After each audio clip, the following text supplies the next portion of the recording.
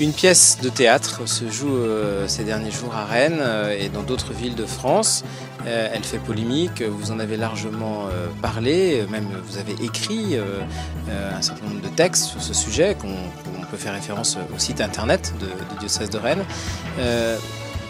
Comment interpeller les chrétiens sur ce dialogue avec l'art, avec la culture, qui vous semble important d'après ce que vous avez écrit, et puis aussi comment rassurer les chrétiens ou comment entendre les chrétiens qui disent à l'Église leur peur par rapport à un monde qui ne veut plus de Dieu, qui n'entend plus parler de Dieu.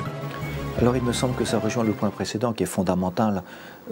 Je ne peux être chrétien que si je me sens appartenir à une communauté chrétienne par conviction. Et cette communauté chrétienne est une force, non pas une force pour dominer les autres, mais une force pour sa vie intérieure. Et il me semble que tous les chrétiens qui comprennent ça, et qui ont cette force intérieure, et qui ont une vraie vie avec le Christ, ne sont pas troublés par ces questions. Par contre, on peut s'interroger sur l'art contemporain aujourd'hui, qui a des codes artistiques qui sont parfois difficiles à intégrer, à digérer, mais ça a toujours été vrai. Si vous allez voir les peintures de Jérôme Bosch, c'est sûr qu'il devait scandaliser. Le code artistique, c'est une manière de mettre en scène ce qu'on veut dire pour obliger le spectateur à se déplacer. Un peu comme le cheval. Le cheval ne galope que parce qu'il perd l'équilibre. Eh bien, il faut perdre l'équilibre pour avancer un peu plus dans sa réflexion avec sa liberté. On peut ne pas aimer une pièce ou on peut l'aimer, ça relève du goût. Par contre, il faut voir l'intention de l'auteur, il faut lire l'intention de l'auteur et comprendre qu'il a une intention tout à fait juste, tout à fait belle. Et en l'occurrence, pour la pièce de Castellucci, il s'agit de comprendre comment la beauté du Christ, le plus beau des enfants des hommes, comment la beauté du Christ est-elle présente dans la déchéance humaine la plus ordinaire, qui aujourd'hui est la déchéance par exemple de la vieillesse, des personnes incontinentes. Quand on s'occupe des personnes âgées et qu'on est obligé d'aller dans leur intimité à cause de leur faiblesse et de leur maladie, il est où le Christ là-dedans? Quelle est la beauté du Christ là-dedans? Il y en a une. Et Castellucci essaie de nous faire percevoir qu'il y en a une. D'où la fin de la pièce « Tu es mon berger ». C'est quand même étonnant, ce « Tu es mon berger » qui apparaît, même s'il y a un nom qui clignote de façon très, très douce, juste pour laisser au spectateur la liberté.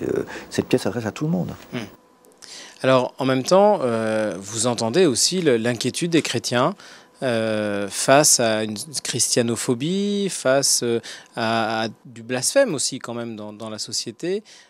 Comment les encourager à ne pas céder à la peur qui peut être créatrice de choses pas toujours très belles? Je les comprends. Je comprends leur réaction. Mais effectivement, je me souviens de plus en plus de la grande phrase de Jean-Paul II, « N'ayez pas peur ». Parce que dans le fond, il n'y a pas de christianophobie. Ça n'existe pas. Pourquoi? Parce que le chrétien croit au Christ qui est allé jusqu'au bout lui-même de la dérision, en supportant la dérision des hommes. On pourrait dire que le Christ, sur la croix, a intégré tous les blasphèmes des hommes. C'est fait une fois pour toutes. Et il ne faut jamais s'étonner qu'il y ait quelque part cette dérision, si tant est que c'en est une. Donc il n'y a pas de christianophobie. Par contre, ça nous oblige, nous, à voir quel est notre amour pour le Christ. Est-ce que je grandis dans mon amour pour le Christ? Et quand on reçoit une blessure, au lieu d'en vouloir à celui qui blesse, il faut plutôt, avec cette blessure, approfondir son amour de Christ et sa vie chrétienne.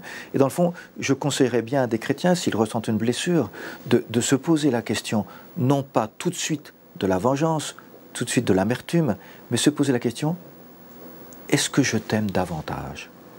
Et si on aime davantage le Christ, spontanément viendra dans nos cœurs, pardonne-leur. Ils ne savent pas ce qu'ils font. C'est très important. Et cela est dit encore dans les Actes des Apôtres. S'ils avaient su, ils n'auraient pas crucifié le Seigneur de gloire. Ils ne savent pas ce qu'ils font. Et plus on approfondit sa foi au Christ, donc son amour de Christ, et plus on s'interroge de cette manière-là, plus naît en nous petit à petit, peut-être de façon spontanée, peut-être avec effort, le pardon. Je connais un monsieur qui a été accusé injustement et qui a mis 8 ans à pardonner. Mais il n'a jamais cédé à l'amertume. Il s'est battu avec lui-même pour approfondir sa foi. Et au bout de 8 ans, il a pardonné. Peut-être il faut se battre avec soi-même, comme l'a dit le cardinal 23, et je recommande qu'on lise son texte. Le bon combat, comme dit saint Paul, le bon combat, c'est précisément notre combat à vivre comme des chrétiens, comme des disciples du Christ, aimez vos ennemis, pardonnez, etc.